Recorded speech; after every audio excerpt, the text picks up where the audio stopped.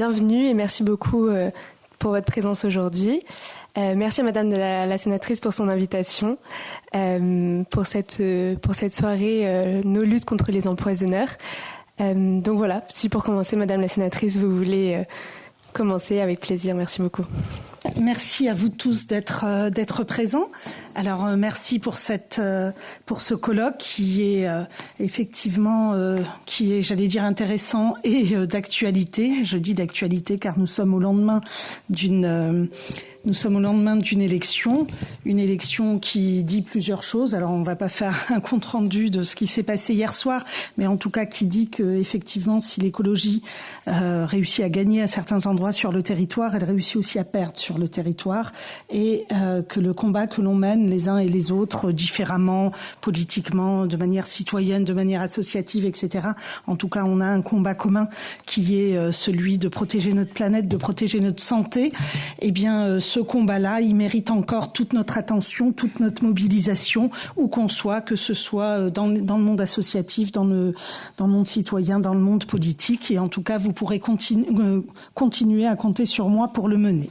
Je suis contente de vous avoir, de vous avoir tous ici, parce que chacune de vos structures traite des sujets importants, traite ce même sujet, à la fois de la lutte contre les pesticides et de leur effet sur la santé, et le traite sous différents angles qui sont effectivement très intéressants. Alors, je voulais, alors que ce soit la question de l'empoisonnement au chlordécone, que ce soit l'empoisonnement à l'hexane, que ce soit avec Foodwatch. À chaque fois qu'il y a les coquelicots de Paris, on se retrouve avec Foodwatch d'une manière ou d'une autre, parce qu'on est toujours sur les mêmes commissions d'enquête, il faut quand même le dire. Ça fait quand même 2 ans, et donc 2 ans qu'on travaille sur les mêmes sujets. C'est pas par hasard qu'on se retrouve là-dessus, puisque la dernière fois, c'était sur la qualité de l'eau et sur Nestlé Waters. Et là, aujourd'hui, c'est sur la démocratie et l'assiette, alors même que je mène une commission d'enquête en tant que rapporteur sur la question de la fixation des prix. Et ça n'est pas si éloigné que ça du sujet qui nous intéresse aujourd'hui. Je vous en dirai 2 mots tout à l'heure.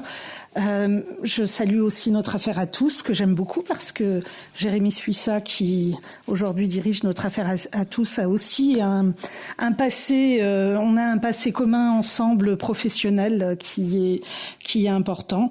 Bon, enfin voilà, que ce soit Génération Future ou que ce soit XR pour un printemps bruyant, si j'ai bien entendu. Bref, à chaque fois, on se retrouve sur des sujets à la fois qui nous motivent et qui abordent la question de l'écologie.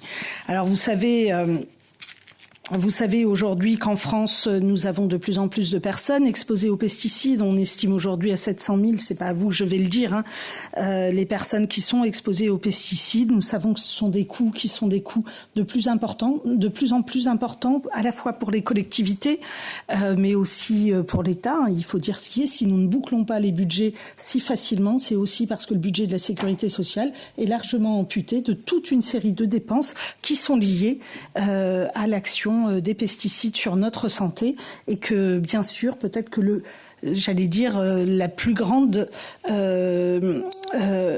plus grand geste que nous pourrions faire pour une bonne santé budgétaire de la France, c'est peut-être de commencer à interdire les pesticides. Ça nous permettrait de devoir investir beaucoup moins sur les questions de santé, ou en tout cas de réparation, et dans bien d'autres choses. Mais vous avez vu qu'avec la loi du plomb, on ne va pas tout à fait dans ce sens-là. C'est pour ça qu'il faut continuer à se mobiliser.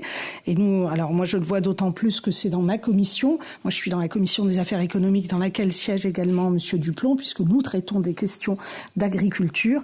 Et il est vrai que nous enregistrons un très très net recul, un recul des pensées, de la prise de conscience, etc. Aujourd'hui, les questions écologiques, les questions de réduction de pesticides, de toxicité, etc. apparaissent comme étant des normes qui freinent l'agriculture, plutôt que des normes qui protègent notre santé, qui freinent l'agriculture, qui freinent l'expansion de l'agriculture. Aujourd'hui, c'est ce qui nous est dit. Ça nous est dit en commission, qu'aujourd'hui, l'évolution de l'agriculture, de notre balance commerciale en matière agricole, eh bien, c'est lié à toutes ces normes. Je vous disais que j'étais sur une commission d'enquête en ce moment. Alors, je vous en dis quelques mots parce que ça me permet d'une part d'en parler, mais aussi parce que ça concerne notre sujet sur... c'est sur les marges des industriels et de la grande distribution. Et alors en quoi, vous allez dire, d'accord, mais la fixation des prix, en quoi ça concerne ce qu'on est en train de dire? En fait, en réalité, ça concerne réellement la question de notre santé. Puisqu'on s'aperçoit, et Foodwatch en dira sans doute quelques mots parce que c'est leur combat depuis longtemps, mais en tout cas, c'est en ça aussi que nos activités se rejoignent. On s'aperçoit en fait que la grande distribution fait une péréquation de marge, et qu'elle marge très peu sur des produits qui sont des produits bourrés de sucre, ultra transformés, bourrés de graisse, et elle marge beaucoup sur des produits qui sont sains, sur les rayons fruits et légumes par exemple, et des produits qui ne sont pas transformés. Et donc ce choix-là, qui est en fait quelque chose, on va dire, c'est pas tout à fait un choix inconscient, c'est pas fait pour porter atteinte à notre santé, c'est parce que c'est plus simple de marger beaucoup sur des produits qui sont pas comparables, et c'est compliqué de marger beaucoup sur des produits qu'on peut comparer d'une enseigne à l'autre. Alors le Nutella, on va le mettre à marge minimum. Et puis comme ça, si jamais il y a des comparaisons entre le prix du Nutella, entre Leclerc, Carrefour, Intermarché, eh bien tout le monde se tiendra dans un mouchoir de poche et il n'y aura pas de grande différence. Si l'un commence à augmenter les prix sur le Nutella et à les baisser sur les fruits et légumes, eh bien ça se verra dans cette analyse comparative. Mais par contre, peut-être que ça se ressentira aussi dans notre santé, puisqu'en fait, on a des marges sur les produits sains qui sont bien trop élevées. Et donc, c'est pour ça que je dis que ça concerne, en fait, ce que je dis, outre le fait qu'entre des produits bio et des produits non bio, il y a là aussi une différence de politique de marge qui va venir impacter notre santé, mais pas que notre santé, ça va venir impacter à la fois notre agriculture et notre santé. Alors, cette commission d'enquête, elle s'interroge sur le fait de pouvoir laisser aux distributeurs à la fois ce pouvoir sur la fixation des prix, donc le pouvoir d'achat, mais aussi quand on dit la fixation des prix, ça veut dire le revenu de nos agriculteurs et les impacts sur notre santé, puisque là, on voit que directement, la manière dont on fixe les prix va aller influencer la demande. Voilà, je vous dis ça juste pour vous dire que c'est quand même un sujet que l'on traite de différentes manières, par différents bouts, mais enfin, on arrive quand même à l'essentiel, qui est qu'il faut protéger le vivant partout où on se trouve, de toutes les manières, qu'il faut protéger la terre, qu'il faut protéger le sol. La qualité de nos sols, c'est quelque chose qui est très important, et bien sûr, en Outre-mer, on le sait, ils le savent, enfin j'allais dire en Outre-mer, mais pas que en Outre-mer, mais l'épisode chlordécone montre bien combien c'est une condamnation lourde que de ne pas le faire, et combien c'est une condamnation lourde, et j'allais dire à perpétuité, parce que quand on dit 800 ans pour dépolluer un sol, ça veut dire jamais en fait, en réalité. Donc ça veut dire à perpétuité. Donc prenons soin de la terre tant que nous le pouvons encore, et nous le pouvons encore, c'est pour ça qu'il faut qu'on se mobilise et que toutes les volontés puissent se réunir autour de ce combat écologiste et de ce combat pour la santé, de ce combat pour le vivant, et donc que l'on soit politique, citoyen, associatif, j'allais même dire entreprise, puisqu'il y a des entreprises qui s'engagent également. Eh bien, nous avons ce combat-là à mener, qui est, je pense, aujourd'hui le combat le plus important à mener. J'allais dire le combat même le plus important des combats écologistes à mener. Je vous remercie de votre présence ici. Je vous remercie de vos actions les uns et les autres à la table pour ce sujet d'écologie et de santé qui nous intéresse tant. Merci à vous.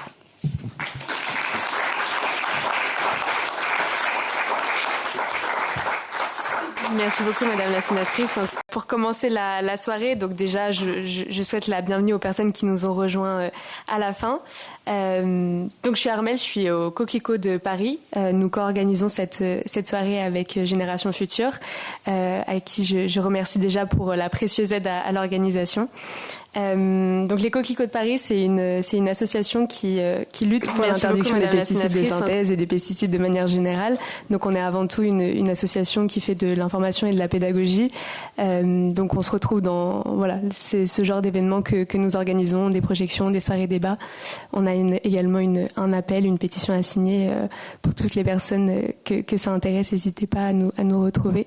Et donc l'idée de cette soirée qui s'inscrit dans le cadre de la semaine pour les alternatives aux pesticides, je laisserai ma camarade qui le présenter, qui pourra vous en dire plus de mots que moi. C'était aujourd'hui de présenter un front uni. De réunir tous les acteurs et toutes les actrices qui au quotidien travaillent sur ces questions, qui au quotidien luttent contre les empoisonneurs et qui parfois n'ont pas forcément l'occasion de se retrouver, mais qui aujourd'hui le peuvent et que dans des contextes qui sont pas forcément faciles, on le voit, Madame la sénatrice en a parlé, on a besoin de se réunir, on a besoin de prendre le temps de discuter ensemble, de se connaître et de s'identifier et de montrer que malgré les difficultés, les obstacles, les revers, il y a toujours des actions, il y a toujours des mobilisations. Et puis la lutte, elle n'est pas terminée. Je peux pas dire qu'elle fait que commencer, mais clairement, elle est pas terminée. Donc pour cette soirée, je remercie tous nos intervenants et nos intervenantes d'être présents et présentes aujourd'hui. Et donc à leur tour, chacune vont vous parler de leur lutte qui les anime au quotidien dans leurs différentes organisations. Donc si ça vous va, André Bazin, on peut commencer avec vous au COADEP. Je déroule ou je me présente Vous pouvez vous présenter pour présenter le COADEP oui.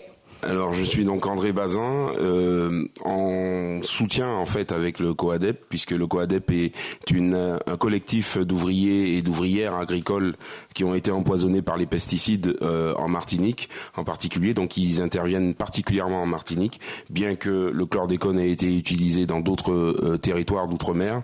Le COADEP, lui, il est en tout cas basé au Lamentin, à Roche-Carrée pour être plus précis, en Martinique, et donc il aide les victimes du chlordécone à faire entendre leur voix, parce que visiblement ce n'est toujours pas fait depuis le temps que cette problématique existe en fait dans ces territoires-là. On va parler depuis au moins 1970. Et dire que la loi du plomb, comme on l'évoque ici, qui émeut et avec raison, je pense qu'il y a un retard à l'allumage en ce qui concerne les empoisonnements avec les pesticides.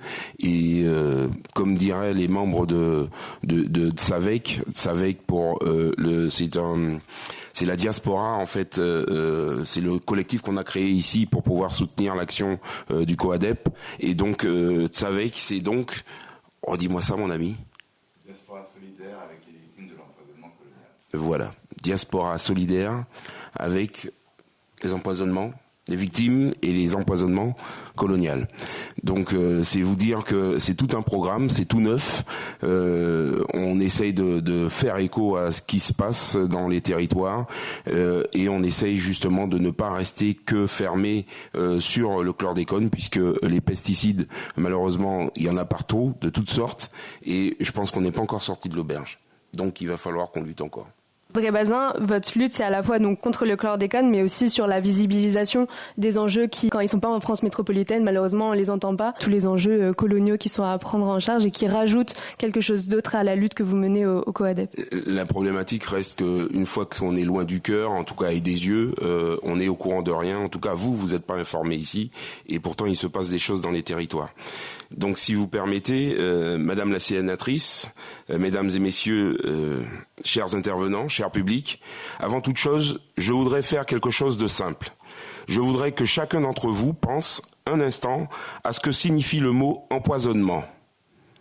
Pas dans un livre, pas dans un rapport, dans une vie, dans la vie d'une femme ou d'un homme qui a travaillé 40 ans dans une bananeraie, qui a manipulé des produits toxiques à main nue parce qu'on ne lui a jamais donné de gants, qui est tombé malade, qui a vu ses enfants tomber malades et qui aujourd'hui touche 400 € de retraite et n'a pas les moyens de faire un test sanguin pour savoir ce qu'il y a dans son sang. C'est de là que nous parlons ce soir, d'une abstraction, d'une réalité vivante qui touchent des gens vivants. Je prends la parole au nom de Tsavec, donc la diaspora solidaire avec les victimes de l'empoisonnement colonial, un collectif citoyen de l'Hexagone, et avec le soutien du COADEP, le collectif des ouvrières et ouvriers agricoles empoisonnés par les pesticides en Martinique. Le document qui fonde mon intervention ce soir, c'est un mémorandum du COADEP publié en janvier 2024 et qui rassemble le contexte historique et les revendications des ouvriers agricoles empoisonnés. Je ne suis ni médecin, ni toxicologue, ni juriste. Je parle en tant que citoyen français, originaire des territoires d'outre-mer. En tant que membre de la diaspora, dont les familles sont directement concernées, je suis ici comme relais, comme témoin, comme voix. Ce que je porte ici, c'est la parole de celles et ceux qui ont vécu dans leur chair ce dont nous discutons ce soir autour de cette table. Une parole que 7000 kilomètres ne doivent pas éteindre. Le chlordécone est un pesticide organochloré, classé cancérogène possible par l'OMS dès 1979. Interdit aux États-Unis en 1977 après l'accident industriel de Hopewell en Virginie. En France, l'interdiction n'arrive qu'en 1990 et aux Antilles en 1993, après 3 ans de dérogation arrachée par le lobby bananier. De 1972 à 1993, environ 6000 tonnes de ce produit ont été déversés sur les bananeraies de Martinique et de Guadeloupe sous le nom de képone, curlone, musalone. Je veux que vous mesuriez ce que cela représente. La Martinique, par exemple, c'est un petit territoire de 1128 km². 6000 tonnes de poison sur 1128 km². Cela fait plus de 5 tonnes par km². Et ce poison n'a pas été épandu par les machines à distance.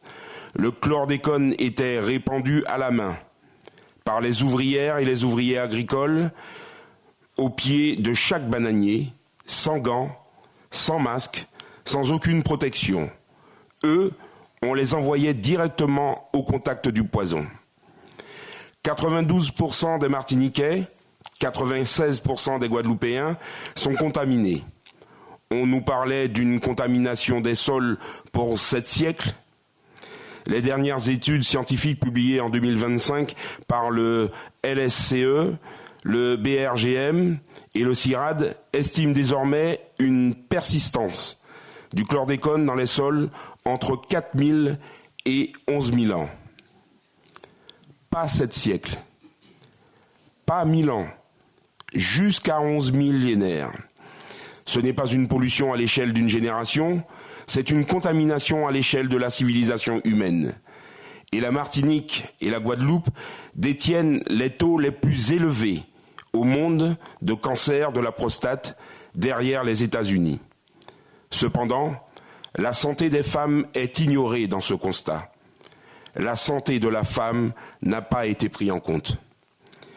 Pour que chacun mesure l'ampleur de ce dont nous parlons, je vais faire 2 comparaisons. La première, internationale. En 1984, à Bhopal, en Inde, une usine de pesticides d'Union Carbide explose et libère 40 tonnes de gaz toxiques en une nuit. Entre 8 000 et 25 000 morts. 500 personnes intoxiquées, 500 000 personnes intoxiquées. C'est considéré comme la plus grande catastrophe industrielle de l'histoire. En Martinique, ce ne sont pas 40 tonnes, ce sont 6000 tonnes, 150 fois plus, pas en une nuit, pendant 20 ans, méthodiquement et à la main. Et les mécanismes d'après sont les mêmes. À Bhopal, comme en Martinique, on n'établit pas le lien entre l'exposition et les pathologies. On ne décontamine pas les sites, on n'indemnise pas les victimes et on laisse le temps faire son travail d'oubli. Amnesty International a qualifié Bhopal de racine environnementale, de racisme environnemental. Il faudra bien un jour nommer ce qui se passe en Martinique. La seconde, nationale, la France hexagonale consomme environ 70 000 tonnes de pesticides par an, tous produits confondus, sur 551 000 km². Si on appliquait le ratio martiniquais, 5,3 tonnes par km², à l'ensemble du territoire hexagonal, cela représenterait près de 3 millions de tonnes, l'équivalent de 40 années de consommation totale de pesticides de la France entière, concentrés en un seul produit cancérogène, persistant pour des millénaires. On n'aurait jamais toléré cela en métropole, et c'est précisément cela qu'il faut nommer. Mais il faut être clair sur ce que ces chiffres signifient. Il ne s'agit pas seulement d'une pollution environnementale. Nous sommes face à une crise de santé publique structurelle. Une population entière est exposée sur le long terme à un agent toxique reconnu, sans dispositif de dépistage généralisé, sans suivi médical structuré et sans prise en charge adaptée. Et le chlordécone n'est pas le seul poison. Ditane, Til 250, Sico, Bion, Guardian, Banol, des fongicides épandus par voie aérienne sur les travailleurs, sur les maisons, sur les écoles. Et aujourd'hui encore, le glyphosate est utilisé massivement. Ce n'est pas une crise du passé, c'est une crise installée, cumulative et toujours en cours. Il y a des chiffres et il y a des vies. Les premières victimes, ce sont les ouvrières et ouvriers agricoles, ceux qui, pendant des décennies, ont été envoyés épandre des produits toxiques à main nue sans aucune protection. Pas parce qu'ils ne savaient pas, parce qu'on ne leur a rien donné, parce que ne leur a-t-on rien dit. Les témoignages recueillis par les associations sont formels. Quand les ouvriers demandaient les équipements, on leur refusait. Certains ont dû acheter leurs propres gants pour leur salaire de misère. Travailleurs précaires, soumis au chantage à l'emploi, obligés de venir travailler, même malades. Certains employeurs leur ont demandé d'amener leurs enfants pour les bananeraies. Des enfants. Aujourd'hui, ceux qui sont encore en vie souffrent de cancer, de leucémie, de Parkinson, d'Alzheimer, d'insuffisance rénale. Leurs enfants présentent des malformations cardiaques, des pubertés précoces, des retards de développement. Et leur retraite, environ 200 à 700 euros par mois, parce que le travail n'était pas déclaré, parce que les exploitations ont changé de main, parce que les cyclones ont emporté les papiers, et quand l'un d'eux demande le minimum vieillesse, on lui répond « hypothèque ton terrain ». Le terrain où il a travaillé toute sa vie, le terrain qui est contaminé. Ces femmes et ces hommes n'ont jamais été des victimes collatérales. Ils ont été des instruments d'un système qui les a utilisés, exposés et abandonnés. Faisons le bilan, froidement, factuellement. Sur le terrain politique, en septembre 2018, le président de la République reconnaît la responsabilité de l'État. Depuis, rien. La proposition de loi pour un fonds d'indemnisation portée par Hélène Vainqueur-Christophe est rejetée en commission en janvier 2019. Le dépistage gratuit voté par les députés en décembre 2019 n'est toujours pas mis en œuvre. Le dépistage gratuit n'est toujours pas mis en œuvre.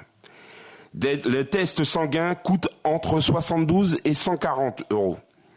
Inaccessible pour des retraités à 300 euros par mois. 4 plans chlordécone se sont succédés depuis 2008. Bilan dressé par la commission parlementaire Letchimy, un échec cuisant. Et le 4e plan, son message est limpide. Apprenez à vivre avec le chlordécone. Vivre avec un poison cancérogène présent dans le sang de 90% de la population. On a normalisé une situation qui ne devrait jamais l'être. Et en santé publique, la normalisation du risque est toujours le signe d'un échec. Sur le terrain judiciaire, première plainte déposée en 2006, il y a 20 ans. Information judiciaire ouverte à Paris en 2008. Et en janvier 2023, après 15 ans de procédure, le pôle santé publique de Paris prononce un non-lieu.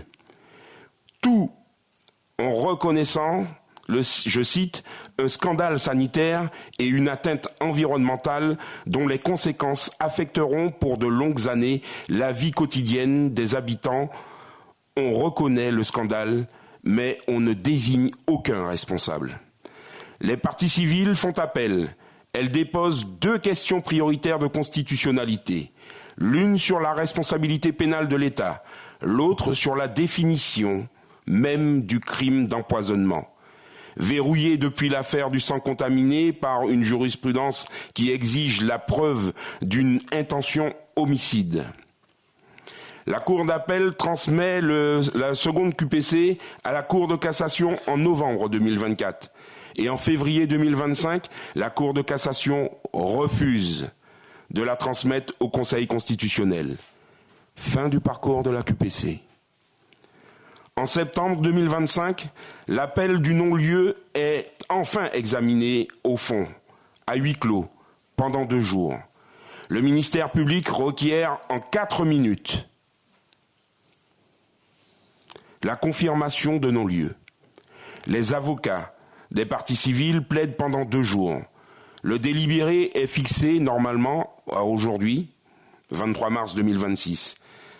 Mais la Cour d'appel a de nouveau reporté sa décision au 22 juin 2026. 20 ans de procédure, pas une seule mise en examen, pas une seule condamnation, pas une seule réparation et un report de plus. C'est ce qu'on appelle une impunité structurelle. Sur le terrain sanitaire, les 3 absences. Il n'existe toujours pas de campagne de dépistage systématique, gratuite et accessible à toute la population. Il n'existe pas de parcours de soins structuré pour les populations exposées. Pas de protocole médical spécifique, pas de centre de référence, pas de suivi longitudinal. Les pathologies ne sont pas reconnues de manière systématique, comme liées à l'exposition. L'État répond, le lien n'a pas été établi, mais il ne finance pas les recherches qui permettraient de l'établir. On a laissé une population être exposée, sans organiser la protection, sans organiser le suivi, sans organiser la réparation. Le problème n'est pas seulement l'exposition. Le problème, c'est l'absence de réponse sanitaire à la hauteur. C'est dans ce contexte qu'est né le COADEP. En septembre 2019, à l'initiative de travailleurs dont certains avaient déjà dirigé la grève de 1974 dans les bananeraies. En 1974, dès cette date, les ouvriers agricoles revendiquaient l'interdiction des produits toxiques.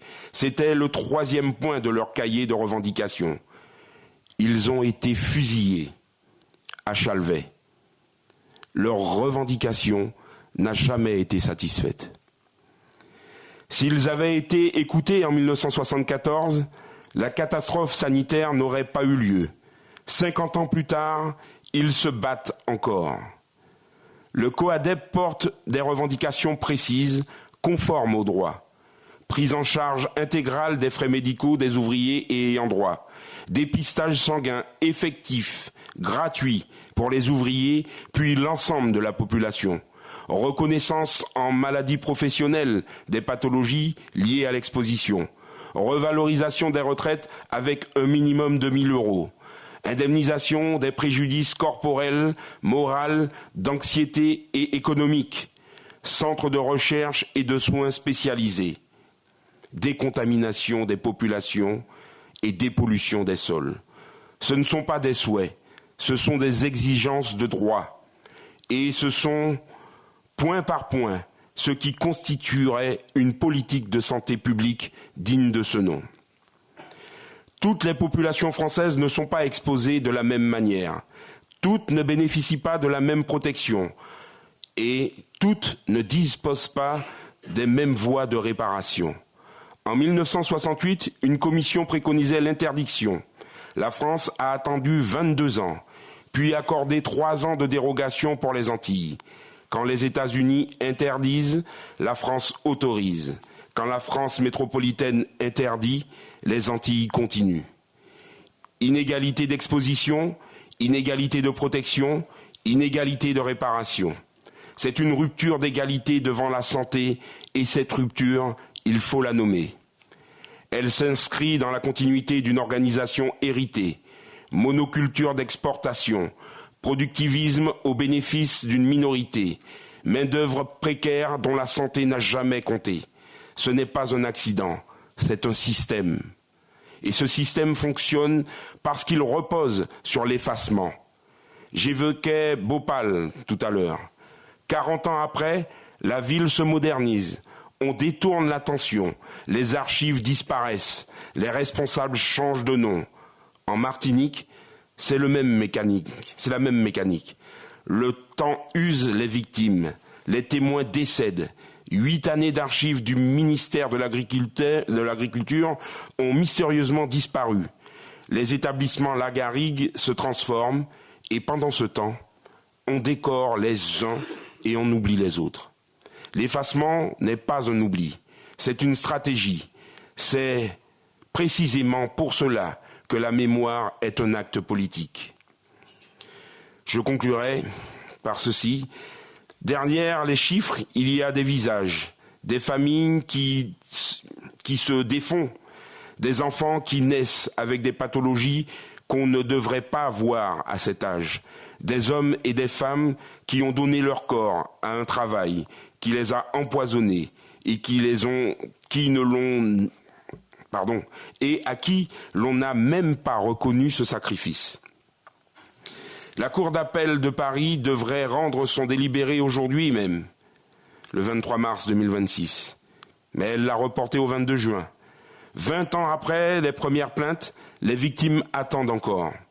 Ce que nous demandons est simple. Qu'une population exposée soit protégée, suivie, reconnue.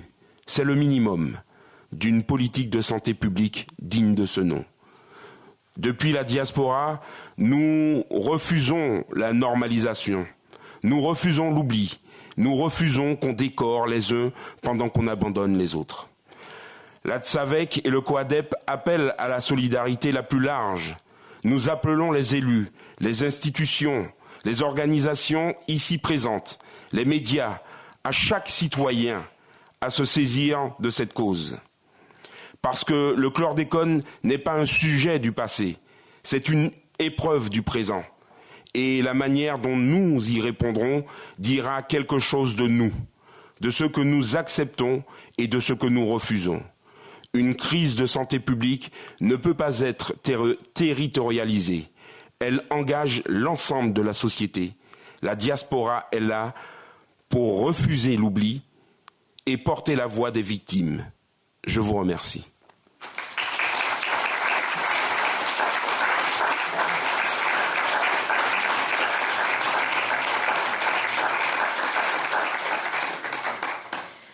Merci beaucoup André pour cette prise de parole et je pense que tout le monde dans la salle a été très touché et peut-être beaucoup de personnes ont aussi pris conscience de ce qui se passait, donc merci pour tout. On va continuer avec Sandy si c'est bon. Donc Sandy de Greenpeace, je peux vous laisser vous présenter d'abord et puis on pourra après parler de votre lutte quotidienne. Oui, difficile de passer après ça. Merci beaucoup pour ce récit et on pourra revenir aussi sur les liens connexes avec la loi du plomb, les améliorations qu'on a à faire dans nos luttes. Donc merci vraiment pour récit. Alors moi je suis Sandy Oliver-Calvo, je suis chargée de campagne agriculture et alimentation chez Greenpeace France et je vais pas développer sur les projets parce que je pense que tu vas me poser une question. Oui, merci beaucoup. Donc c'est vrai que en ce moment vous faites un travail très important et une mobilisation importante sur l'Hexane. Vous avez sorti il y a quelques mois déjà un rapport qui a pas mal circulé puisque l'Hexane c'est une substance qui est pas connue du grand public et pourtant cette substance elle nous connaît bien, elle est présente partout, elle est beaucoup utilisée par les industriels. Voilà, si jamais vous voulez nous en dire quelques mots et puis sur les liens évoqués avec toutes les mobilisations autour de la loi du plomb.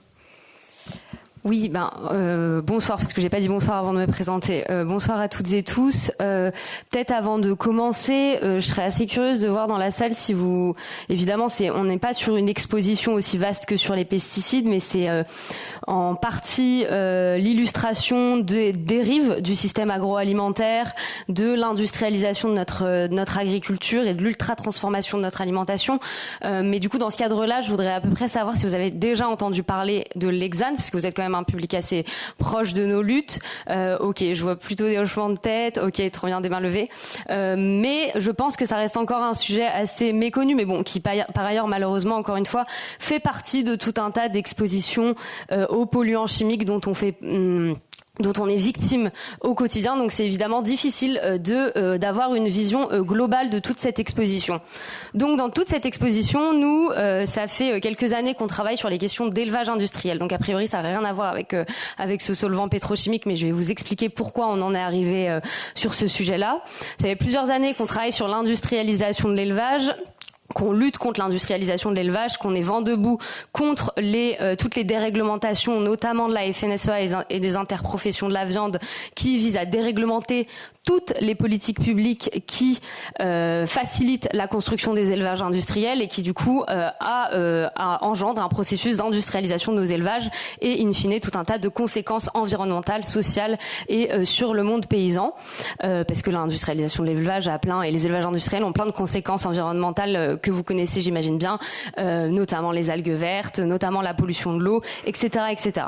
Par le biais de ce travail qu'on fait de longue date contre la lutte contre l'industrialisation de l'élevage, on s'est penché sur la composition des tourteaux qui sont destinés aux animaux d'élevage. Et par ce biais-là, on a rencontré un journaliste d'investigation qui travaille beaucoup sur ces sujets, qui a beaucoup travaillé sur les nitrites dans le jambon, qui nous a mis sur la piste de résidus d'hexane. Donc l'hexane, c'est un solvant pétrochimique, donc c'est un solvant issu du pétrole, c'est un dérivé de divers composés du pétrole, qui est utilisé dans l'industrie agroalimentaire pour extraire l'huile, les derniers pourcents d'huile, j'insiste là-dessus, des graines oléoprotéagineuses. J'insiste sur les derniers pourcents d'huile.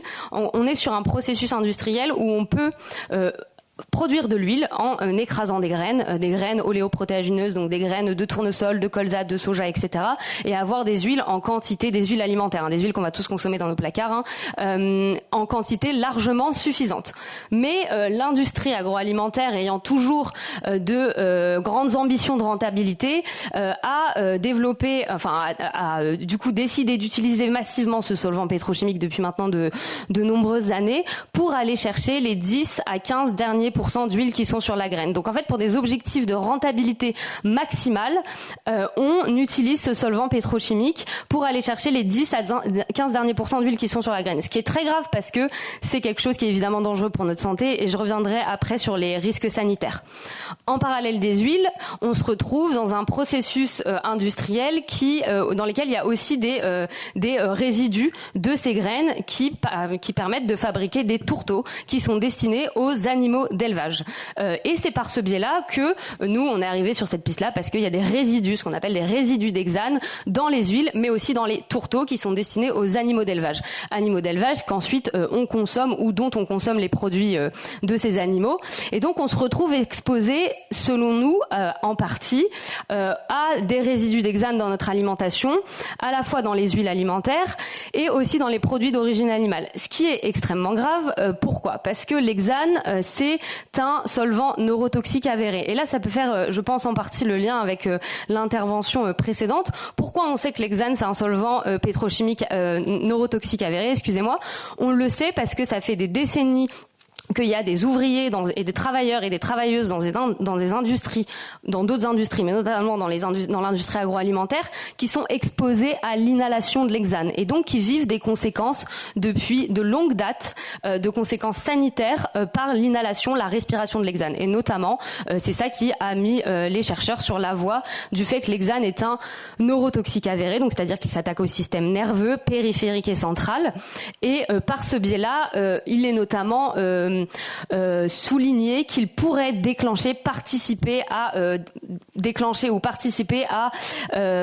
engendrer la maladie de Parkinson pour tout un tas de raisons qui sont largement documentées scientifiquement, notamment le fait que les malades de Parkinson ont du mal à ce qu'on appelle métaboliser, donc c'est-à-dire à extraire de leur corps l'hexane, alors même que c'est un neurotoxique, ce qui est la caractéristique principale des malades de Parkinson.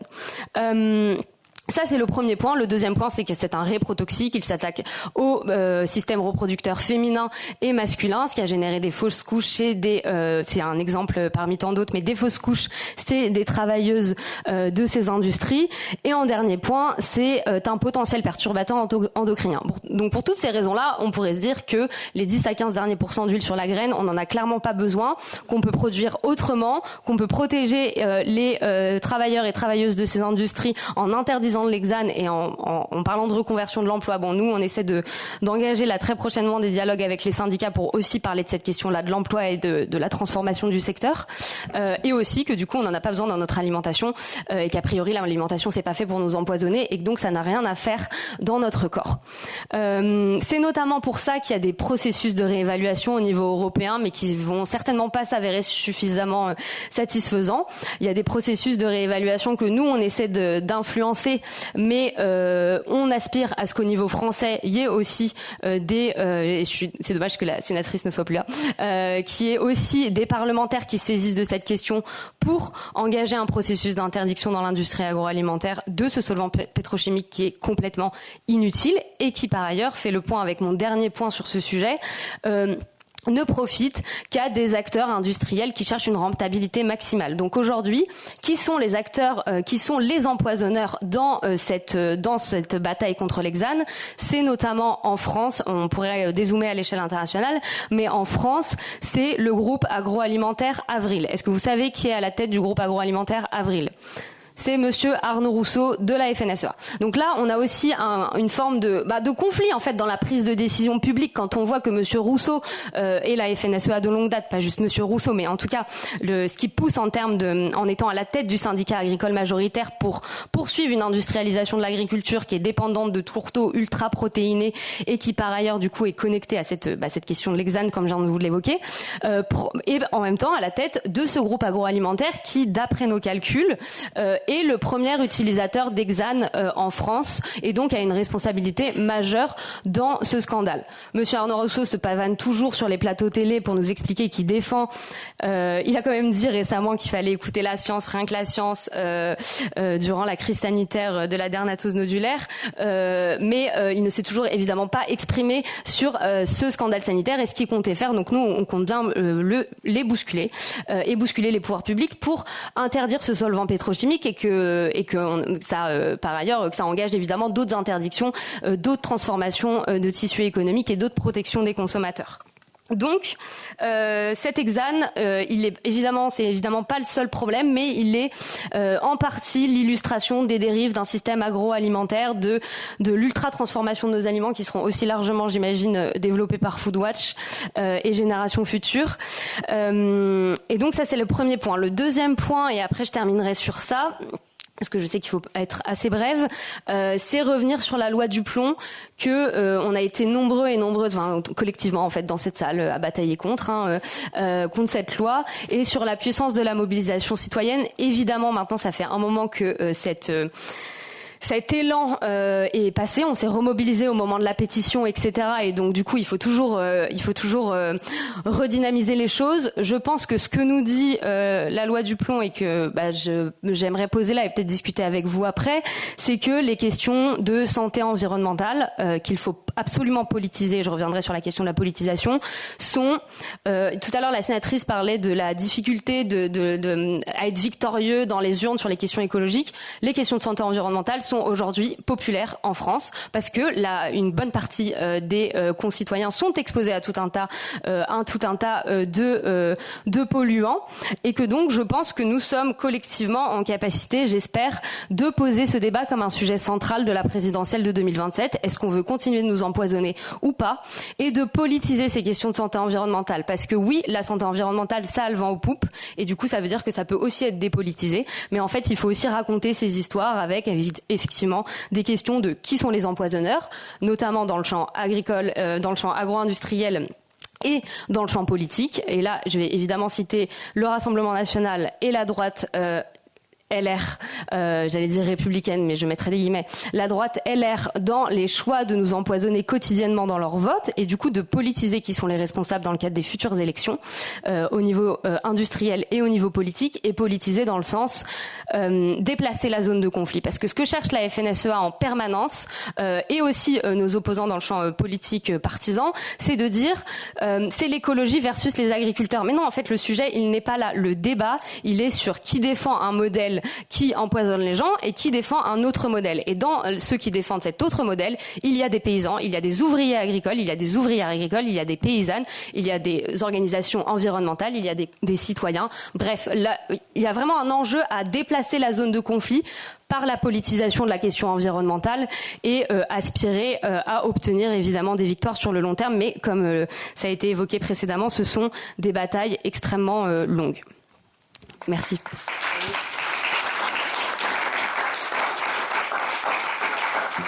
Merci beaucoup Sandy.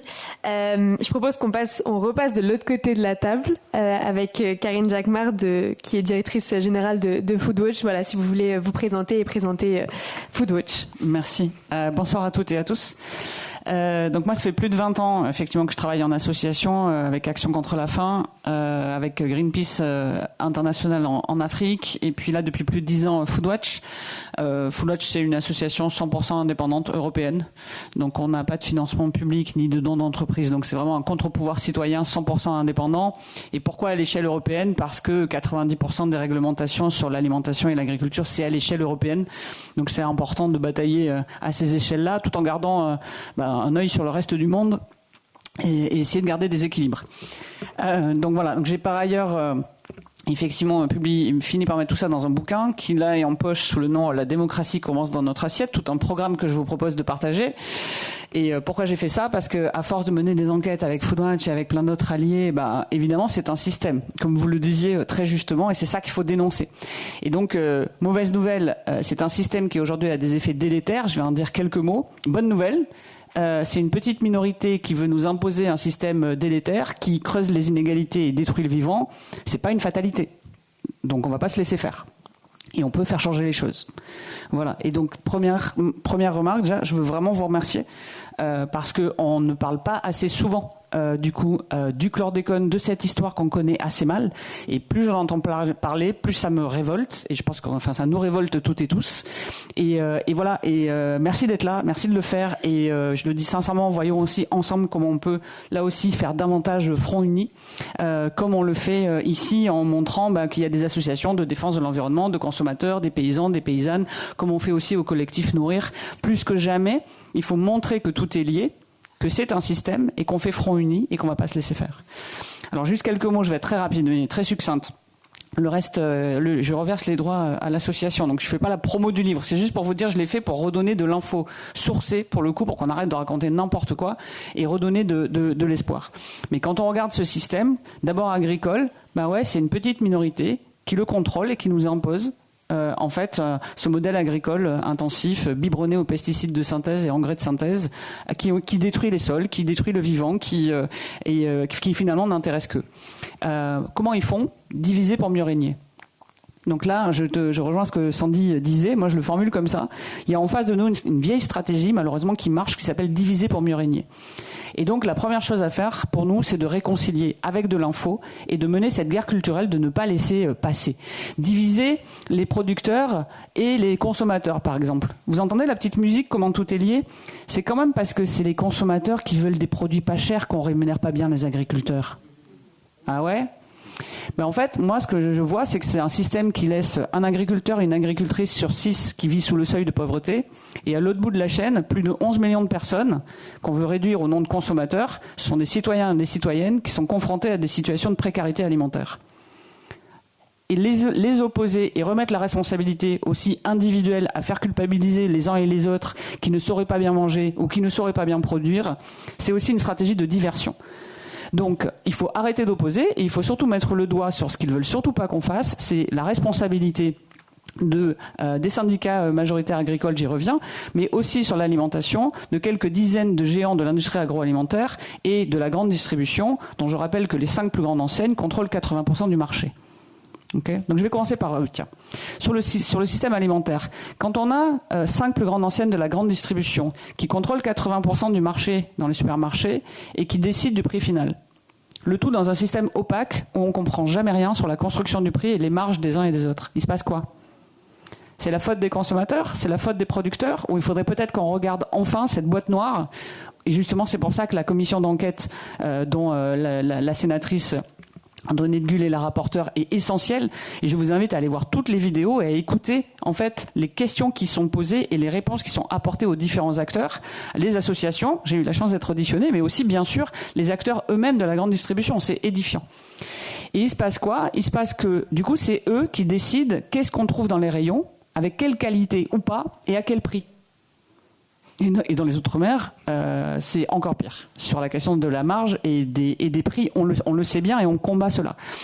Et donc, qu'est-ce qui se passe? Il se passe que, en fait, même quand on parle d'une alimentation saine et durable, c'est considéré comme les autres produits. Les produits ultra transformés, par exemple. Mais en fait, c'est scandaleux parce que l'accès à une alimentation saine, choisie, durable, et qui est abordable par tous et qui rémunère correctement les agriculteurs et agricultrices, c'est bien toute l'équation, sont des droits fondamentaux. La santé publique est également un droit fondamental. Donc, on ne peut pas laisser simplement à la grande distribution, au marché, aux entreprises, qui en plus sont biberonnées de subventions publiques et de niches fiscales à coups de milliards, un blanc-seing, sans aucun critère de qualité de ce qui est mis dans les rayons et d'accessibilité. Ça n'est pas possible et c'est ce qu'il faut continuer à dénoncer, parce qu'en plus, il y a une tendance à surmarger sur les produits sains, comme par hasard. Donc là, par exemple, on a une coalition qu'on a élargie à encore plus de 30 organisations. Il y a plein de choses à faire. Je vous donne juste un exemple concret en mode « je veux vous redonner de l'espoir en quelques minutes, on peut agir ». Donc là, on a une coalition de plus de 30 associations qui exigent, c'est pareil, on ne demande pas, on n'est pas là pour demander le respect des droits, on est là pour exiger. Donc collectivement, on fait ça, qui exige qu'il y ait une obligation légale pour qu'il y ait 100 produits recommandés pour la santé publique à prix coûtant dans les supermarchés. Évidemment, aussi dans les Outre-mer, on l'a mis partout noir sur blanc, qu'il n'y ait pas de méprise, et tout en assurant la rémunération aux agriculteurs. Ça permet de poser le sujet, ça permet surtout de forcer le fait de dire c'est aux autorités publiques de rendre accessibles ces produits qui sont recommandés pour la santé. Parce que quelle violence d'avoir des recommandations officielles de santé publique à travers le PNNS, qui est le Programme National Nutrition Santé, et de ne pas assurer que les concitoyens et concitoyennes y aient accès.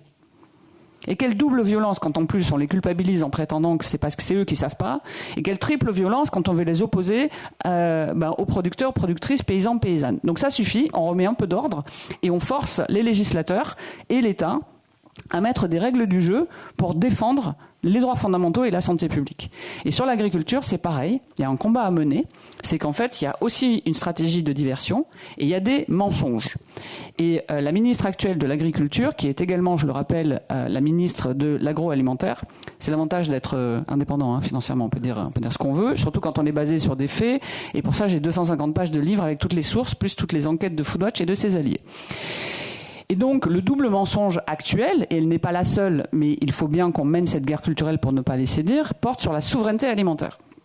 Je ne vais pas tout vous décrire, mais je veux vraiment vous faire passer ce message-là pour que chacun et collectivement, on mène cette guerre culturelle. Le double mensonge, c'est que la vraie définition de la souveraineté alimentaire, elle date de 2018 des Nations Unies, et c'est génial. C'est le droit des peuples à définir ce qu'ils mangent et comment ils le produisent. C'est de la démocratie alimentaire. C'est exactement ce qu'on veut, et la bonne nouvelle, c'est que ça existe et qu'on va défendre ce droit. La mauvaise nouvelle, c'est que c'est pas du tout ce qu'on nous vend. Parce que vous avez bien compris que c'était déjà le cas avec les stratégies de crise et de manipulation des crises avant. Ça ne s'arrange pas avec le contexte géopolitique actuel, où soi-disant pour nourrir tout le monde, et particulièrement dans le contexte sécuritaire actuel, il faudrait qu'on produise plus et surtout qu'on n'ait pas des contraintes environnementales qui sont vraiment le vrai problème des agriculteurs, c'est bien connu. Et que surtout, il faut déranger personne et non seulement laisser les pesticides qu'on utilise déjà, mais en faire revenir par la fenêtre, confère la loi du plomb. Alors tout ça c'est faux en fait. Le deuxième mensonge, c'est que même s'il ne parle pas de la vraie définition de souveraineté alimentaire, mais de autonomie alimentaire, eh bien c'est un mensonge parce que, la majorité des pesticides et engrais de synthèse qui sont utilisés dans l'agriculture en France et en Europe sont importés.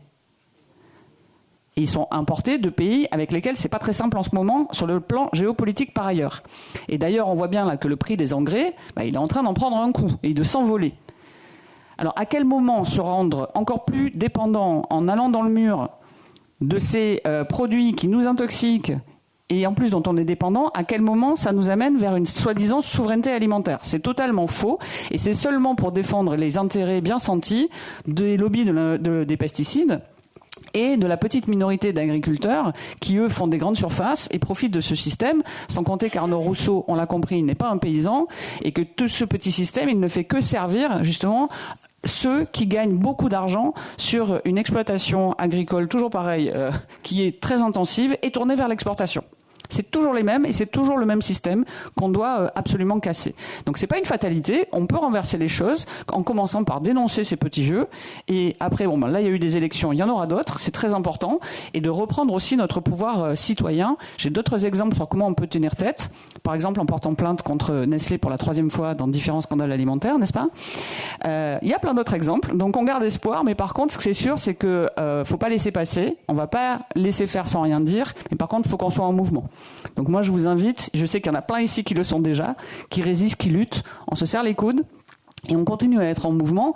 Dernier point, Sandy en a parlé, mais il y a par ailleurs dans l'alimentation et la fabrique de l'alimentation, il y a des vraies dérives. C'est pour ça qu'il faut aussi continuer de base à faire en sorte qu'on interdise dans les systèmes de fabrication alimentaire et dans ce qu'on trouve dans les rayons, toutes ces substances qui n'ont rien à y faire et qui sont potentiellement dangereuses pour la santé.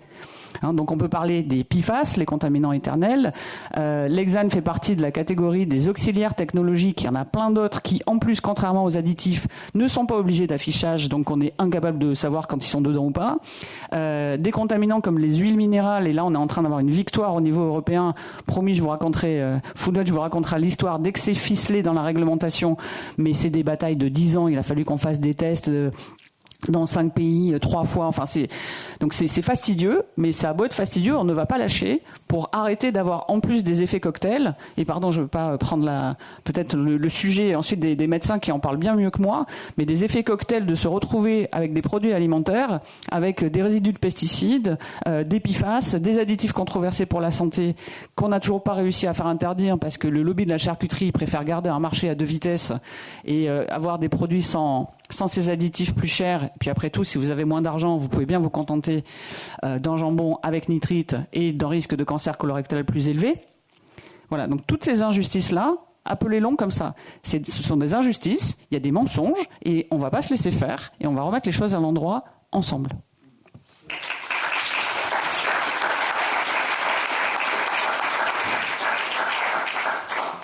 Merci beaucoup Karine pour cet appel à l'action et un petit peu d'espoir aussi, on en a besoin. Je passe la parole à mon voisin de gauche, Émilien Capdepont, donc qui représente aujourd'hui notre affaire à tous. Donc voilà, si jamais vous voulez présenter l'association et puis aussi vous au passage. Ouais, ça marche. Déjà, merci beaucoup pour l'invitation et bonjour à toutes et tous. Merci beaucoup d'être venus là ce soir. Donc pour faire très rapidement, en fait, notre affaire à tous, c'est une association assez jeune qui est née en 2015 maintenant d'un constat et de fonder sur une conviction en fait que je partage et dans une notion assez noble mais qui est bien souvent malmenée ces derniers temps, qui est l'état de droit, où en fait c'est une petite bande de juristes qui se sont dit et tiens, si on allait chercher l'État sur son terrain de jeu, et donc si on allait utiliser le droit comme levier de transformation pour lutter contre la triple crise écologique, donc concrètement forcer l'État à respecter les propres lois qu'il s'est lui-même fixées. Donc vous nous avez sûrement connus à l'époque avec le volet climatique, donc l'affaire du siècle menée avec nos amis à gauche de Greenpeace, mais également Oxfam France. Mais on a également eu... on s'est ensuite spécialisé sur d'autres contentieux, notamment les pollutions. Karine, tu parlais des PFAS et Génération Future, je sais que vous y travaillez beaucoup dessus également. Et puis un volet biodiversité, dont je vais vous parler d'ici quelques instants, j'imagine. Oui, merci beaucoup pour la présentation. Effectivement, on a l'impression, en tout cas, ce que vous défendez dans vos luttes quotidiennes, c'est que face à cette biodiversité qui s'effondre, cette crise climatique qui s'accélère, on a un gouvernement qui, en face, ne fait pas grand-chose, voire qui encourage tout ça et qui facilite tous les empoisonnants contre lesquels vous luttez. Ouais, c'est ça, exactement. Je rejoins tout à fait le constat. Et donc, l'affaire dont je voulais vous parler plus en détail ce soir, elle s'appelle Justice pour le vivant. Vous en avez peut-être entendu parler ces derniers mois au détour de quelques décisions de justice, parce que en réalité, c'est parti d'un constat assez simple qui est celui que vous évoquiez à l'instant, c'est que à la fin des années 2010, le constat était assez terrible, c'est que le vivant s'effondre et que l'État ne fait rien, voire pire, encourage par ces politiques publiques qui justement, excusez-moi j'ai perdu le mot, mais qui encouragent un modèle d'agriculture intensive et productiviste. Et le constat aussi qu'il y avait une pollution massive des eaux et des sols aux pesticides, où, bon, je ne vais pas vous refaire les chiffres clés à vous, mais en gros, on est parti du principe que 100% des sols contenaient au moins un pesticide, et que, pour vous reciter le monsieur Grand-Cola, que vous devez bien connaître également, que 1 million d'espèces étaient menacées d'extinction d'ici 30 ans. Donc, on s'est dit qu'il y avait une situation qui était inacceptable. Enfin, je dis on, mais j'étais pas encore là à l'époque, donc mais je me permets de parler pour eux. Et on s'est dit surtout qu'il fallait, donc comme je le disais en introduction, aller chercher l'État, aller chercher la responsabilité de l'État qui se gargarisait de beaucoup de paroles, qui s'était lui-même fixé des objectifs nationaux et internationaux en matière de préservation de la biodiversité, de lutte contre les pesticides intensifs et compagnie. Et on s'est dit qu'il fallait donc aller chercher sa responsabilité. Donc a commencé un feuilleton juridique qui est toujours en cours, mais qui a produit de nombreux effets en fait depuis, puisque depuis on a déjà connu 2 condamnations. Une première en juin 2023 où l'État a été reconnu coupable d'inaction dans l'effondrement de la biodiversité, et notamment pour cause la contamination massive et généralisée des eaux et des sols aux pesticides. Rien que ça. Et donc on aurait pu s'arrêter là, mais on a fait le choix de continuer, d'aller en appel, parce qu'il manquait en fait un petit détail pour nous, mais qui était fondamental, qui était que dans les demandes portées, on demandait à ce que le système d'homologation des pesticides en France soit réformé. Pourquoi ? Parce qu'on considère que celui-ci est défaillant et que celui-ci ne respecte pas l'état de la science actuelle. Et donc que par conséquent, en fait, il y a des milliers, des milliers j'exagère, mais des centaines de pesticides au moins qui sont extrêmement néfastes dans la nature, mais qui surtout, en fait... Pardon ? Je disais, c'est peu dire. Oui, c'est peu dire, oui. Mais qui du coup en fait était passé par des tests absolument défaillants, et donc on se retrouvait là avec des substances absolument terribles sur le marché. Donc s'en est suivi ça, et en fait en septembre 2025, donc il y a quelques mois désormais, on a gagné en appel, on a gagné devant la Cour d'appel administrative de Paris, qui, dans une décision absolument quasi révolutionnaire, a condamné l'État à revoir l'ensemble des AMM, des autorisations de mise sur le marché de pesticides jugés problématiques, et aussi à condamner l'État à revoir en fait la structure même de ces protocoles, donc de la structure même de comment on allait évaluer ces substances, et notamment en obligeant l'État à prendre en compte les dernières données scientifiques actuelles. Mais ça, je laisserai Nadine en dire quelques mots. Ah, pardon. Il n'y a pas de souci. Non, comme tu m'avais dit que tu parlerais omnibus après, mais je ne m'y attendrai pas. Mais donc voilà, tout ça pour dire que... excusez-moi, je me remets dans mes notes du coup. Voilà, donc c'est un feuilleton qui est toujours en cours. Ce qui est intéressant, c'est que c'est intéressant. Malheureusement, l'État s'est pourvu en cassation. Aux côtés de qui? Aux côtés de nos empoisonneurs préférés, qui sont Phytéis, qui est donc le lobby de l'agrochimie française. Mais ce qui est intéressant, c'est que dans la décision de septembre 2025, cette décision n'est pas suspensive. Enfin, les recours n'est pas suspensif. Ce qui veut dire que l'État reste obligé d'appliquer la décision de justice. Et il avait jusqu'au 3 mars, notamment dernier, pour produire un calendrier de refonte des AMM et de révision de ces AMM. Il l'a fait. Néanmoins, nous ne savons pas encore de quoi il s'agit, parce qu'ils n'ont pas voulu nous communiquer la pièce. Donc, on reste prudent. Néanmoins, on est content de voir qu'il reste une bribe d'état de droit encore et que l'État a décidé de respecter à minima cette décision. Encore une fois, on reste prudent puisqu'on n'a pas connaissance encore de cette pièce. On a écrit au ministère, on a écrit à l'ANSES pour qu'ils nous communiquent également cette pièce. On attend leur réponse.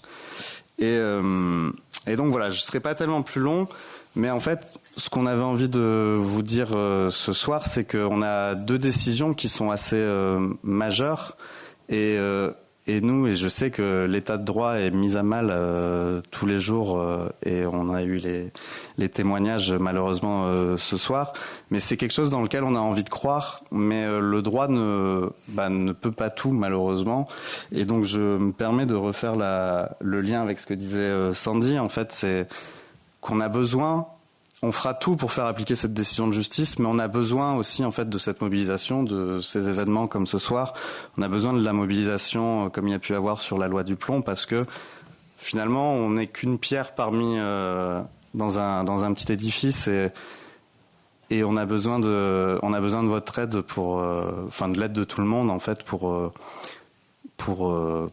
mener à bien le combat et pour en finir avec ces produits néfastes.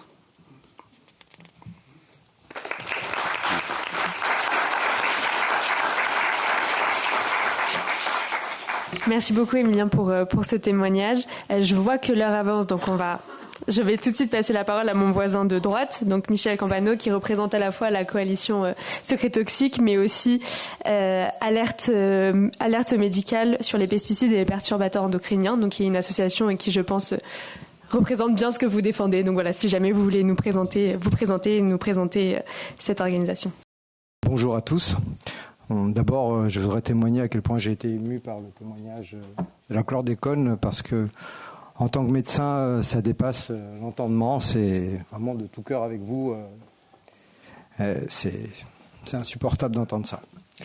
Alors nous, tout d'abord, donc je vais juste vous définir Secret Toxique. Alors mon association, c'est l'alerte médicale aux pesticides et perturbateurs endocriniens. Je suis médecin généraliste depuis plus de 30 ans. Et je suis dans ce combat depuis pas très très très longtemps. Et donc je découvre des choses assez choquantes pour moi en tant que médecin. Donc tout d'abord, Secret Toxique, qu'est-ce que c'est? Alors tout d'abord, Secret Toxique, c'est... La diapo commence ou pas? Non. La suite? Non, vous l'avez pas? Ah bon. Donc Secret Toxique, c'est une coalition.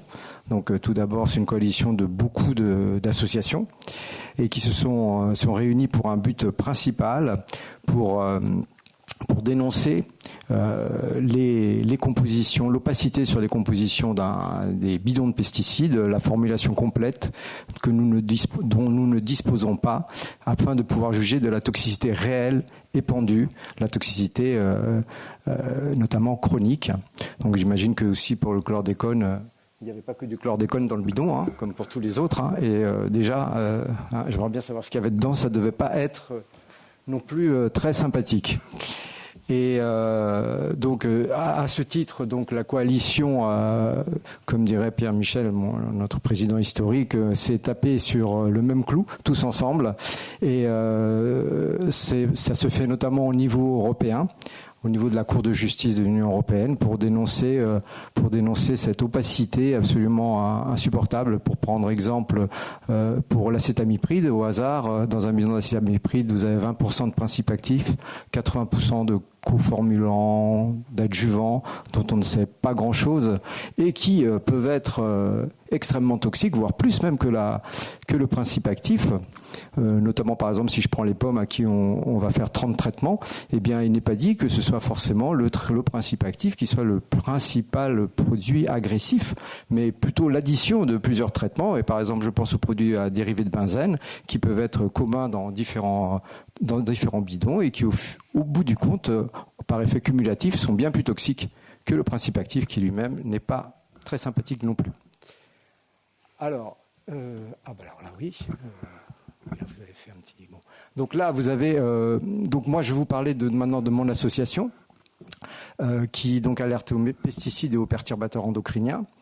Et alors, là, sur ce tableau, vous avez un petit résumé de ce que sont les perturbateurs endocriniens. Alors tout d'abord, il y a déjà des pesticides. Hein, on va résumer. Hein, il y a déjà les pesticides dont les 2/3 sont considérés comme perturbateurs endocriniens. Et ensuite, vous avez plein d'autres produits, les bisphénols, alors les parabènes, donc les plastiques, les phtalates, des produits qui sont aussi volatiles, hein, comme dans les meubles et tout ça. Vous avez dans les médicaments, dans les peintures. Alors, on peut aussi diviser tous ces polluants qui non seulement sont perturbateurs endocriniens, mais peuvent être aussi cancérogènes, mutagènes, reprotoxiques. Et on peut les diviser aussi en deux types, ceux qui sont éliminés rapidement par notre organisme et ceux qui sont persistants, comme les PFAS, qu'on connaît tous. Donc là, déjà une bonne nouvelle. Donc tout le biote, tout l'environnement est contaminé massivement, ça c'est clairement établi. L'exposition et la contamination est massive de tout l'environnement et de nos corps. Ça, c'est clair. Donc il n'y a plus, l'étude Pestirive l'a encore montré, mais bon, c'est bon, là, ça suffit, c'est généralisé. Maintenant, il y a une bonne nouvelle dans tout ça, c'est que la plupart de ces polluants sont éliminés rapidement par notre corps. Encore faut-il qu'on arrête de les exposer. Parce que si on continue à déverser tous ces produits dans nos corps, finalement, ils sont chroniquement présents. Et donc toxiques et agressifs pour notre santé. Donc déjà, premier point, si on arrête l'exposition, on va, pour la plupart, beaucoup d'entre eux, pas les PFAS par exemple, mais sinon, on va en éliminer beaucoup naturellement et notre corps en sera sevré. Voilà. Alors, ensuite, je développe un petit peu ? Bon, je développe un petit peu. Donc les PFAS que tout le monde commence. Oui, aussi, parce qu'il y a manque quelque chose par rapport. Là, ici, il manque par exemple les métaux lourds, dont on me parle. Alors au début, les métaux lourds ont eu une image un peu inerte. Bon, finalement, c'est pas trop méchant. Eh bien non, les études montrent qu'ils sont aussi perturbateurs endocriniens, qu'ils sont aussi cancérigènes, et notamment celui dont on parle beaucoup, c'est le cadmium, qui est très suspecté, notamment pour le cancer du pancréas, c'est un cancer très agressif et très méchant. Et puis il y a aussi les nanos. Les nanos sont en train de tout envahir. Nano, ça peut être des plastiques, microplastiques, nanoplastiques. Les pesticides sont pratiquement tous contaminés avec les nanos sont dans les bidons de pesticides. À l'ANSES, il y a à peu près 1 an, il y a eu un rapport là-dessus. Pratiquement 100% parce que c'est avantageux au niveau physico-chimique, c'est pratique. Donc les nanos, les pesticides sont tous remplis de nanoparticules pratiquement, à 95-96%.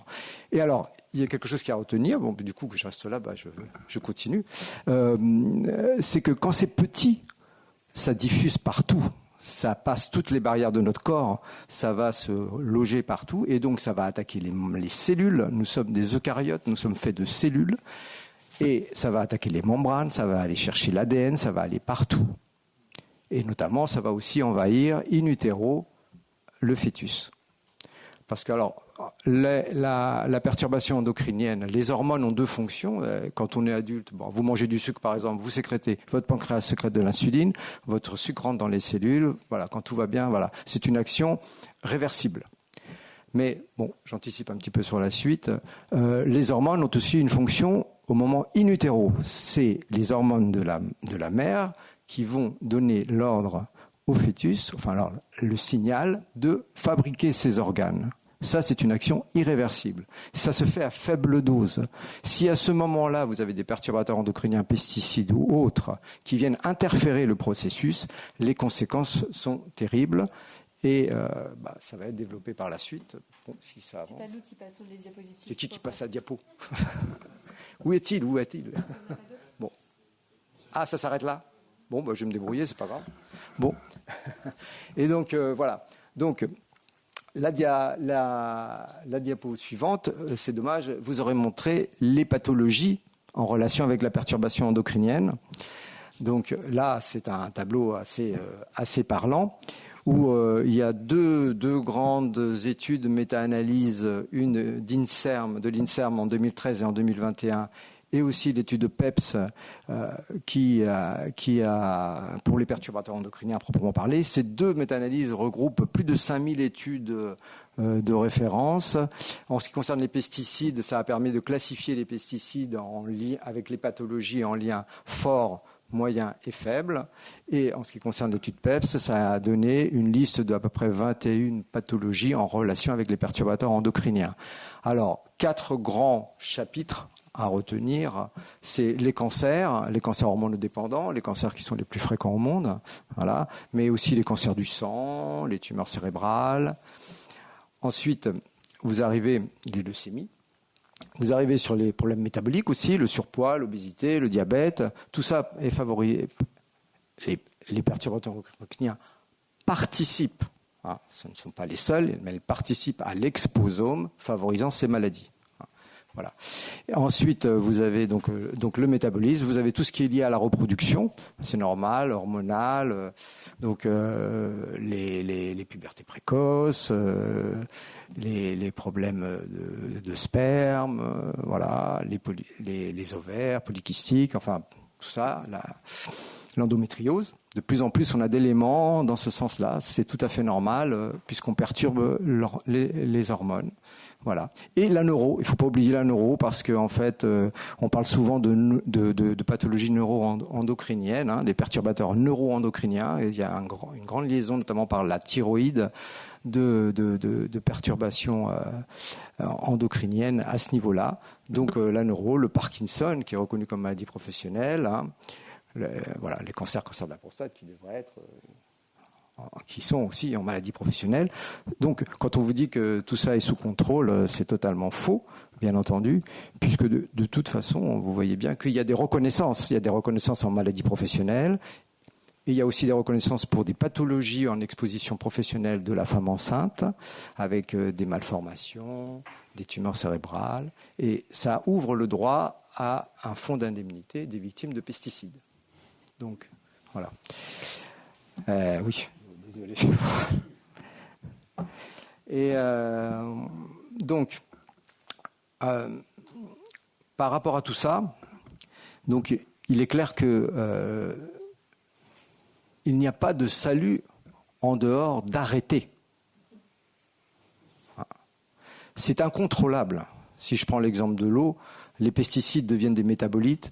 C'est absolument incontrôlable. On ne peut pas traiter l'eau. Et pareil, les maladies chroniques explosent et notre système de santé, la médecine curative, ne va pas tenir le coup non plus. Alors, il faut absolument agir sur la prévention et la seule prévention qui vaille, c'est d'arrêter cette pollution à la source. Le reste ne marchera pas. Voilà. Bon, alors... il y a quand même des bonnes nouvelles. Il y a des choses qui marchent. C'est de manger bio. Encore faut-il que ce soit... manger bio, c'est politique. Le bio, c'est cher parce qu'on ne veut pas que ce soit pas cher. Voilà. Tout simplement. Donc,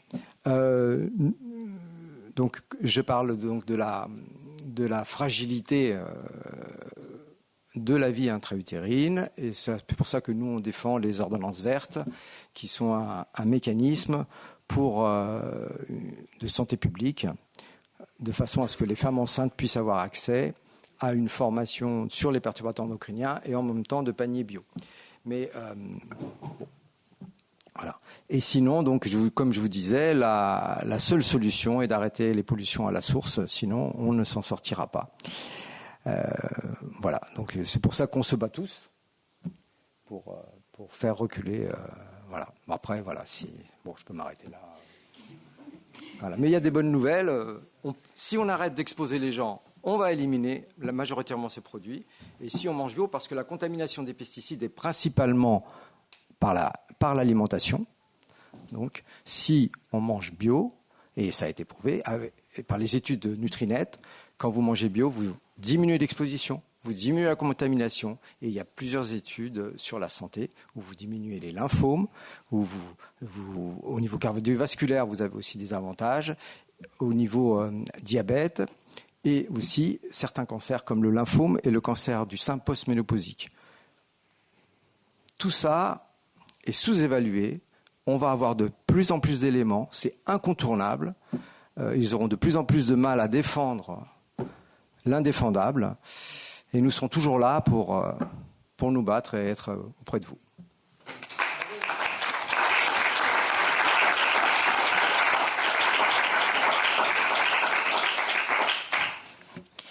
Merci beaucoup Michel. Et donc on terminera avec Nadine Lauvergeat de Génération Future pour le mot de la fin de cette table ronde. Génération Future avec qui nous co-organisons cet événement. Donc ça nous semblait normal de terminer avec vous. Donc si vous voulez nous présenter un petit peu ce que fait Génération Future et ce que vous défendez. Ouais, merci beaucoup pour cette invitation aussi, pour l'organisation. Donc moi je suis Nadine Lauvergeat, je suis la déléguée générale de Génération Future. C'est une association qui travaille depuis 30 ans en fait sur ce sujet des pesticides. On était venu d'ailleurs par ce sujet au départ, pas sur une question de santé, mais sur la question de la pollution de l'eau, dont on a un peu parlé, parce qu'en fait l'association est née dans la plaine picarde, donc où l'agriculture intensive est très prégnante et où les problématiques d'eau étaient aussi très très prégnantes, et notamment de cette pollution par les pesticides. Et Génération Future, en fait, cette association, elle s'est cofondée sur l'idée que la science doit apporter des réponses aux problématiques qui sont soulevées aujourd'hui et qui sont posées par ces fameux empoisonneurs qu'on cible aujourd'hui et ce soir en particulier. Ces empoisonneurs qu'on connaît d'ailleurs, ils ont été un peu cités pour certains, mais en fait ils ont tous des noms, ils ont tous des chiffres d'affaires à remplir, et surtout ils ont la volonté aussi d'influer les législations, les réglementations pour les affaiblir et pratiquer ce dont a un peu parlé Karine tout à l'heure sur le fait de diviser, et ils ont surtout pour ambition de fabriquer le doute et de montrer que ce que montre la science académique, qui montre qu'il y a en effet des effets des pesticides sur la santé et sur l'environnement, que à contrario les bénéfices de la bio pour la santé et l'environnement sont aujourd'hui prouvés, avec en effet un risque de diabète réduit de 25% pour les plus gros consommateurs par exemple qui consomment bio, et que à l'envers par contre on sait que l'exposition aux pesticides à la fois pour les consommateurs mais surtout pour les travailleurs, ceux qui y sont directement exposés, induit derrière des pathologies malheureusement terribles comme des lymphomes non-Hodgkiniens, des Parkinson, des cancers de la prostate. Et c'est par ce biais d'ailleurs que moi je suis rentrée un peu dans l'association il y a plus de 20 ans maintenant sur cette question des victimes exposées aux pesticides et des conséquences que ça a, puisqu'on avait en fait très régulièrement des gens qui nous appelaient, qui disaient des riverains, notamment exposés, qui déclaraient des pathologies assez similaires à ce que rencontraient les professionnels quand ils étaient directement exposés, des problèmes oculaires, des problèmes de démangeaison, et puis pour certains plus graves. Alors le lien de causalité est pour le coup un peu plus difficile à montrer entre les riverains qui sont exposés et les travailleurs, mais malgré tout il peut y avoir des similitudes avec des pathologies que l'on rencontre aussi chez certains riverains. Et donc on a lancé cette campagne des victimes des pesticides il y a maintenant presque plus de 10 ans, adressé aux riverains, mais aussi aux professionnels. On est parce que c'est aussi important pour nous de dire que c'est pas que des chiffres. L'ADN de l'association, c'est la science, les chiffres, les données. On pourrait dire d'ailleurs aujourd'hui que ces coûts pour la santé représentent approximativement 42 millions d'euros pour la France, les coûts de santé liés aux pesticides. C'est 157 milliards d'euros pour les perturbateurs endocriniens, pour les coûts de santé. Donc c'est des chiffres colossaux. Mais derrière ces chiffres, il y a des hommes, des femmes qui souffrent, des vies abîmées. Tu en as été le témoin, André, mais nous, bien sûr, les riverains ont été concernés, mais les professionnels, on a lancé donc avec Paul François, qui est un céréalier qui s'est intoxiqué en ouvrant sa cuve avec un produit issu de Monsanto d'ailleurs. Une association qui s'appelle Phytovictimes, qui œuvre depuis plus de 10 ans maintenant pour accompagner les professionnels victimes des pesticides et qui fait un travail aussi important comme d'autres structures de plus en plus importantes. Donc l'idée, c'était aussi de montrer que ces problématiques de santé, elles sont incarnées par des gens qui souffrent, qui se battent. J'ai parlé de Paul François, mais il y a aussi Théo Gratalou, dont on a beaucoup parlé, ce jeune garçon qui est né avec une malformation de l'œsophage. Et tant d'autres, malheureusement, qui aujourd'hui ne sont plus là pour témoigner. Donc ces empoisonneurs, il faut leur mettre devant les yeux que ces personnes-là existent. Moi, j'ai souvenir d'échanges il y a une quinzaine d'années, notamment avec des responsables du ministère de l'Agriculture à la DGAL, qui nous disaient finalement il n'y a pas de question sur les victimes des pesticides, il n'y a pas de question parce que les produits sont évalués. Or, on sait très bien que dans ces évaluations, il y a des biais et des failles qui sont colossales. Tu en as cité quelques-unes sur le fait que le produit formulé dans son ensemble n'est pas évalué.